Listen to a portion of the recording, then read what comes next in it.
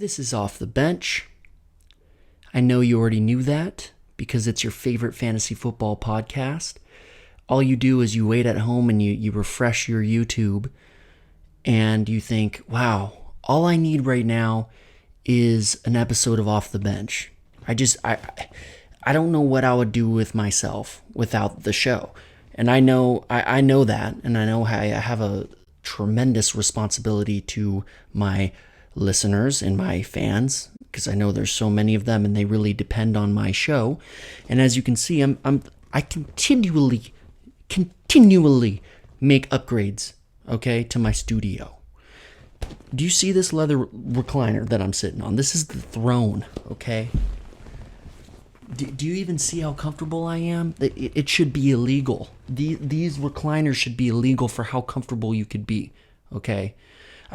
Right now, this isn't even a show. This is relaxation, okay? I could be on a beach in Cabo San Lucas. I could be in Hawaii. I could be Bora Bora on one of those over-the-water bungalows. I could be anywhere because I'm finding my beach, and no, not with a Corona, but with my leather recliner, okay? So as you can see, the studio just keeps evolving, all right? The more sponsors I get and the more cash that comes in, of course, what's a leather recliner for a baller show / podcast like this? It ain't nothing, okay? And as you can see, I'm rocking my Lakers jersey because we're going to add another championship to the banner. Knock on leather. But I don't see the Heat making some miraculous comeback, down 3-1. LeBron James going to put him to bed. It'll be a gentleman's sweep as far as I'm concerned. Although, you know what? No, we're not talking about basketball. See, I'm wearing a basketball jersey, and now all of a sudden I want to talk about basketball. That's not what this show is about. This show is about fantasy football, and we're going to get just to the fantasy football because that's what the show's about. So, let's just look. I can bullshit you about my personal fantasy season, but it's really not interesting. As I've said in prior episodes, I've had a ton of injuries. I've had a ton of problems. And it's, I did win, which is rare this season for me. I won by like 0.5, like half a reception, which was great. It's just this season, I'm not even, at this point, I'm going for in the NFL, sometimes a season's so far gone that the team will just throw their hands up and hope for a good draft pick.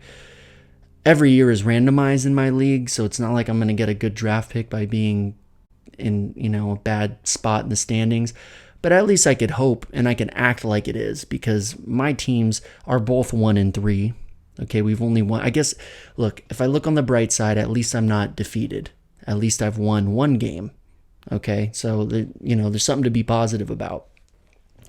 Anyways, let's go to the waiver wire pickups. And this is a week 4 recap, so this is going into week 5. Number 1 on the waiver wire, we're going to be wanting to look at Robert Toyan. I don't know how to say his last name, but this Packers tight end, I think he's the second ranked tight end in the league fantasy-wise, and he's only, I think, going to get better. Granted, I know there's some injuries as far as wide receivers and all that on the Packers. I get that. But this guy, what you have to realize, he's best friends with Mr. George Kittle. Okay, and you already know how much of a fan of George Kittle I am. But this guy actually lived with George Kittle. Okay, they're kind of the same prototype player, real athletic. Granted, George Kittle is a much better blocker than he is, but he's still a fantastic talent. And when you have a quarterback like Aaron Rodgers, that's just going to huck you the ball whenever and wherever, that's always going to be good on the fantasy stat line. And we saw, over the past 3 weeks, he's averaged 20 points. This past Monday, he recorded 34-point performance. He had 3 touchdowns. This guy's only rostered in 13% of leagues. 13%. And all I got to say is this guy's going to be a true tight end 1. a starting tight end in all fantasy lineups going throughout this season. Even when, we got guys coming back from injury as far as receivers on the Packers, I still think Toyon, I cannot say that name for the life of me, but I still think Toyon is going to ball out. I still think he's going to put up the points, and he is a must-add, week 4 must-add. He is my number 1 waiver priority, and he should be your number 1. Even if you have a good starting tight end, pick this guy up for your bench or your flex, or you could even use him as trade bait. I know this point in the season, there's going to be a lot of trades going on, people scrambling like me to find some sort of answer. But you're going to want to pick up Robert Toyon. That should be your number 1 priority. Rostered in only 13% of leagues, and he is a must-add. Number 2, we've got Justin Jelly Jackson for the Los Angeles Chargers. And now, look, with Austin Eckler going down with an injury, I think he's out 3-4 weeks, something like that.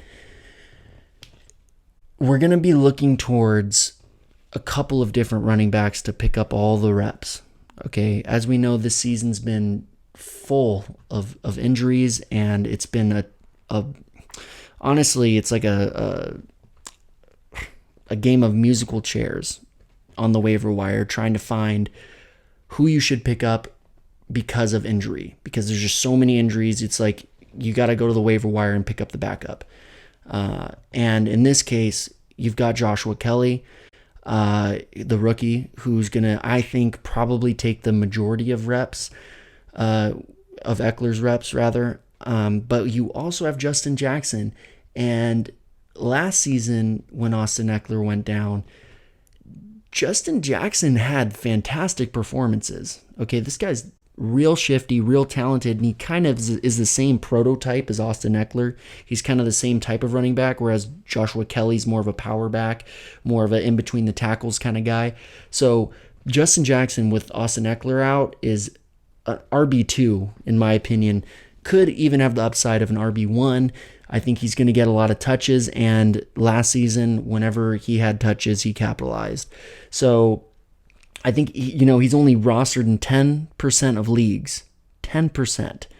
So pick him up. As long as Austin Eckler is hurt, Justin Jackson's going to be at least an RB2 with the potential to be an RB1.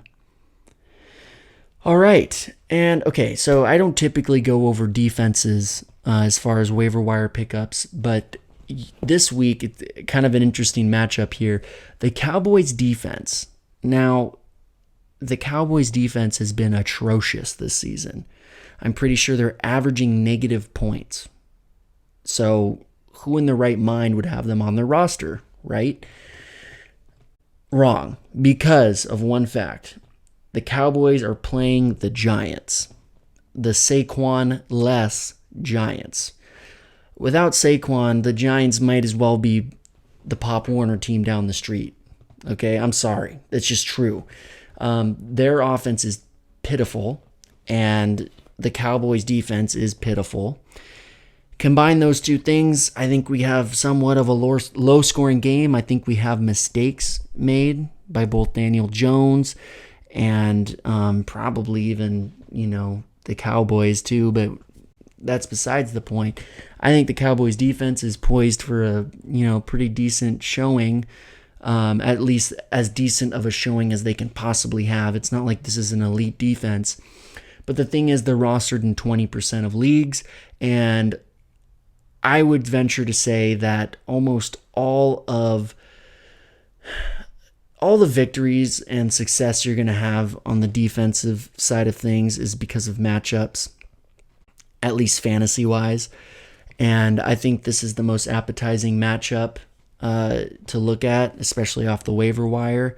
So if you have a defense that's playing a really high-powered offense this week, go ahead, pick up the Cowboys defense. I think they do decent in this showing fantasy-wise. I don't think they have a breakout game. They could, given the Giants are going to make mistakes, but I don't think they're going to have some crazy breakout game. But they're also going to do better than, whatever defense is playing the Ravens or the Chiefs or, fill in the blank. Cowboys defense only rostered in 20% of leagues, so good streaming option. You got to check them out. Next up, we've got the spreads and the money lines. Anything that I deem interesting this week. First off, we got the Buccaneers at the Chicago Bears. It is minus 4.5 for the Buccaneers. I like this one. I think the Bears have a way better record than they should. Granted, I think Nick Foles is definitely the guy that should be leading that offense. I don't think, look, 4.5 points with the Buccaneers on a spread. I think they cover it with the Bears. I think the Bears are given too much credit up until now in the season. I don't think their win total really reflects their skill and their talent. I'd take Tom Brady and the Buccaneers on a 4.5 spread against these guys any day. And maybe you should too. So that's the first one. Buccaneers at the Bears with a minus 4.5 spread for the Bucs. Next up, we got the Colts at the Cleveland Browns. And this is basically a pick 'em. I mean, they got the spread at minus 1 point for the Colts. So the Colts are a slight favorite in this game, and I think they should be more than a slight favorite. I think that the Colts come out, and I think they beat the Browns. And basically, with a minus 1 spread, if they beat them, you win the spread. So it's not even like they have to cover much distance here. It's not a minus 7 spread. It's not a minus 4.5 spread. It's a minus 1 spread for the Colts. It's basically a money line. I take the Colts on this one. I think the Browns are the Browns, and I think the Colts have been clicking. Even without Phillip Rivers getting a good connection to T.Y. Hilton, I still think that Colts offense with Jonathan Taylor and, other factors, I think they take the cake on this one. So Colts at Browns, minus 1 for the Colts. And finally, we got the Chargers at the Saints. This one's kind of, I get it. I'm biased on this one. I'm a Chargers fan. So I'm going to go ahead and bet on them. They're playing the Saints at their home stadium, and they're underdogs, to say the least. I mean, they're plus 275 underdogs. So you can make a pretty penny betting on the Chargers. You have to realize the Chargers, one of these teams, I get it, they're 1-3. Look how they played last week against the Buccaneers, against Tom Brady's Buccaneers. They scored over 30 points against a good Bucs defense. I think the Saints defense is struggling, and I think the Chargers defense has actually surprised me. There's a ton of injuries on the Chargers defense. Talk about Derwin James, talk about Melvin Ingram, talk about Drew Tranquill, a lot of guys that are injured. But they're still playing at a pretty elite level. Granted, any defense that gets 30-plus points scored on them, it's not good. But it is also Tom Brady and the Buccaneers. So I think that the Chargers at least have a better shot at winning this game than a lot of people think. And it's a pretty appetizing money line. So I'm betting on the Chargers. I also like watching the Chargers, so it's not that big of a deal for me. But I think it's one of the better underdog options this week as far as the money line is concerned. All right. Well, that is the week 4 recap. We are now looking towards week 5. A little bit of a shorter episode today, but I look forward to getting back on here in my luxurious studio and bringing you some more updates. So tune in to Off the Bench whenever episodes are posted, because frankly, there isn't a schedule, and there probably won't ever be a schedule. It's just, it's just for fun, folks. Just for fun. So y'all have a great week, and I'll catch you on the flippity flip.